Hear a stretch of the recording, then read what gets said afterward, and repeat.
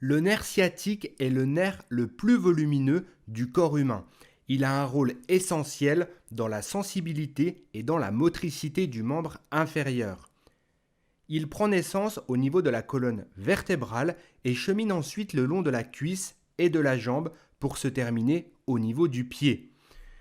Il a pour origine la fusion des racines nerveuses lombosacrées qui émergent de L4, L5 et S1. Ces dernières sortent par les foramens intervertébraux. Ce sont de petits espaces situés entre chaque vertèbre.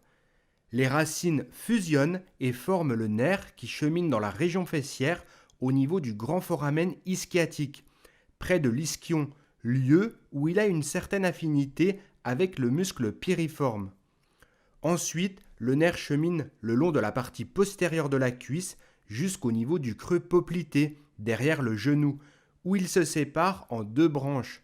Le nerf tibial ou sciatique poplité interne et le nerf fibulaire commun, également appelé sciatique poplité externe.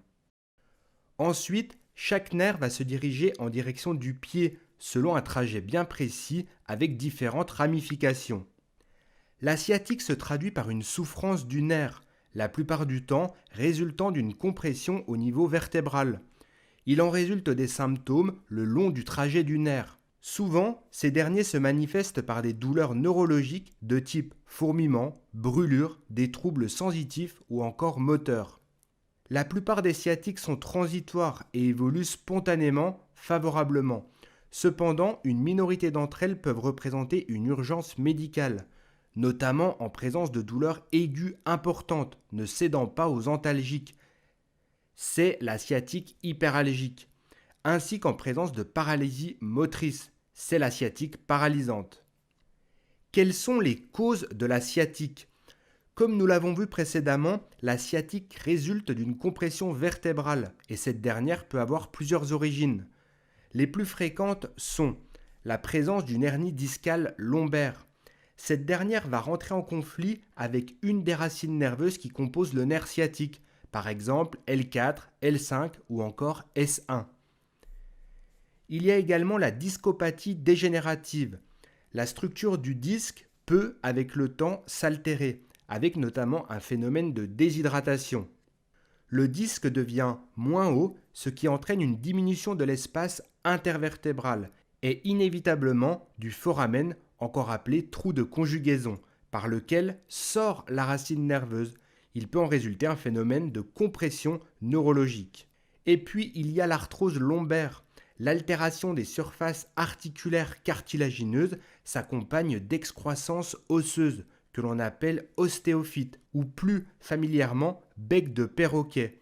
Selon leur localisation, elles peuvent comprimer la racine nerveuse et entraîner une sciatique.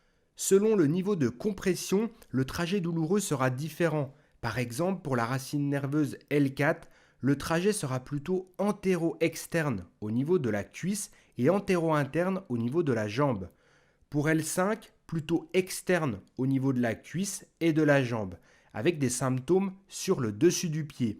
Et pour la racine S1, le trajet est plutôt postérieur au niveau de la cuisse et de la jambe et latéral au niveau du pied. Voilà pour cette vidéo qui, je l'espère, vous a plu. Si c'est le cas, n'hésitez pas à mettre un pouce en l'air et à vous abonner à la chaîne si ce n'est pas encore fait. Si vous avez des questions, ça se passe dans les commentaires. Merci pour votre écoute et pour votre attention. À très bientôt sur Educa Santé.